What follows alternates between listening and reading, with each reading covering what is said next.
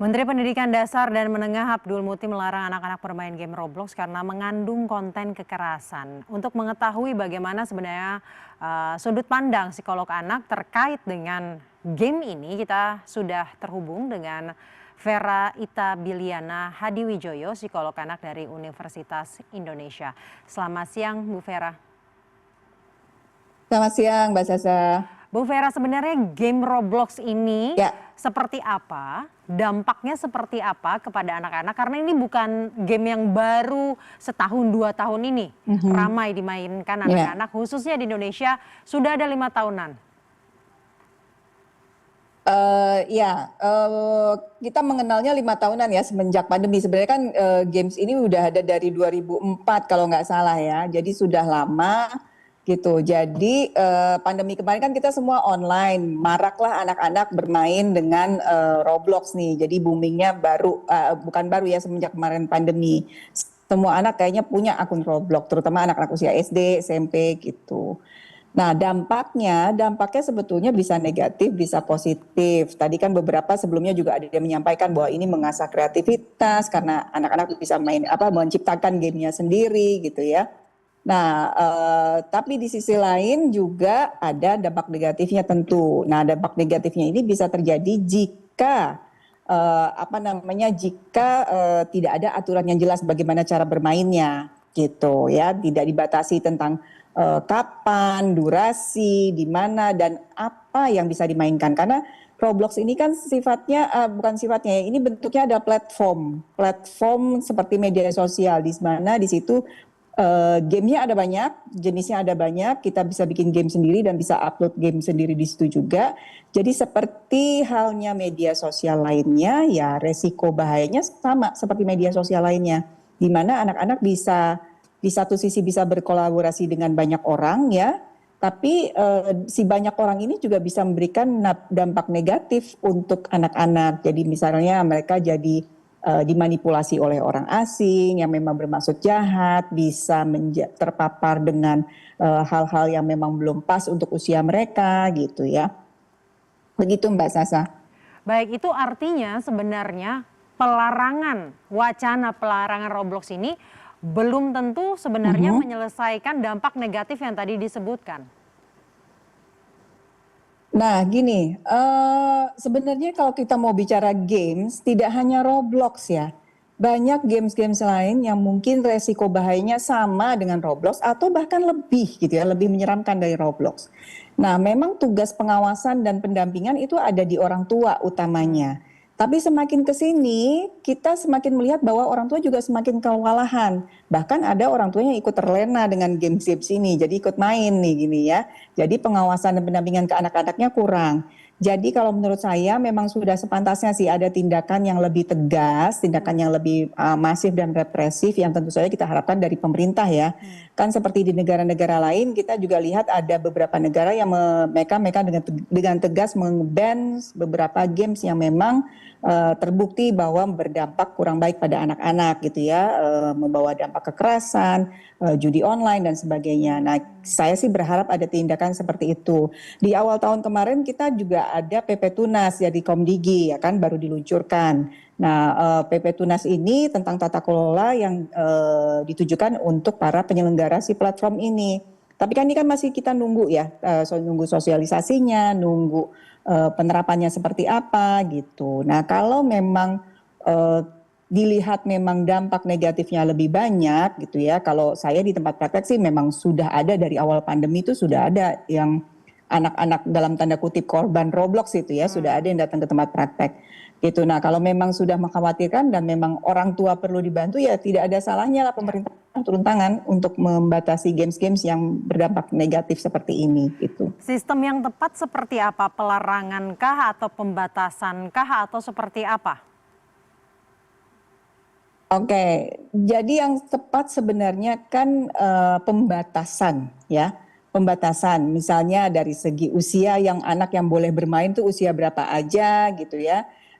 Kalau dari sisi rumah kan kita ada pembatasannya tentang durasi ya, berapa lama, kapan dia boleh mainnya, di mana tempatnya dia boleh main dan apa yang dikonsumsi. Nah, dari 4 hal ini diharapkan pembatasannya yang jelas dari si platform ini juga gitu. Jadi ketika misalnya anak mau bikin akun, ada serangkaian pertanyaan yang membutuhkan persetujuan orang tua, katakanlah seperti itu ya.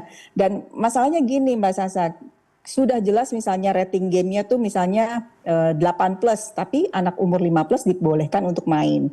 Karena semata-mata, oh ini game buat anak-anak gak apa-apa. Nah itu yang harusnya kita lebih aware sih gitu ya. Sadar bahwa batasan usia yang sudah dicantumkan itu memang harus dipatuhi gitu ya. Nah kan sebenarnya edukasi, tidak semua mungkin orang tua teredukasi tentang hal ini gitu ya. Nah, jadinya kalau memang, jadi duluan mana nih kita balap-balapan jadinya ya, orang tua lebih teredukasi atau si apa namanya dampak negatifnya. Kalau dampak negatifnya lebih cepat ya yang dilakukan adalah tadi pelarangan jadinya ya, bukan hanya sekedar pembatasan karena memang sudah darurat gitu. Jadi artinya pembatasan ini harus segera dilakukan oleh pemerintah berbicara dengan platformnya. Dengan platformnya iya, kemarin kan sebenarnya dari pemerintah sudah ada usaha ya dengan ada PP Tunas kemarin tuh Mbak di bulan Maret kita launching oleh Bapak Presiden, itu sebenarnya sudah ada usaha ke sana gitu ya. Cuma mungkin butuh diakselerasi sehingga lebih cepat aja. Dan terus terang sih saya agak heran sedikit ya kenapa ini hebohnya sekarang karena dampak negatifnya sebenarnya sudah lama dan banyak games lain yang mungkin lebih parah daripada Roblox. Seperti apa gitu Bu ya games yang juga lainnya? butuh perhatian. Aduh saya nanti disebut nanti nggak itu ya nggak di yang sudah di-ban di beberapa negara seperti Free Fire atau Mobile Legends gitu ya. Nah, yang seperti itu juga perlu dikaji itu dampaknya seperti apa.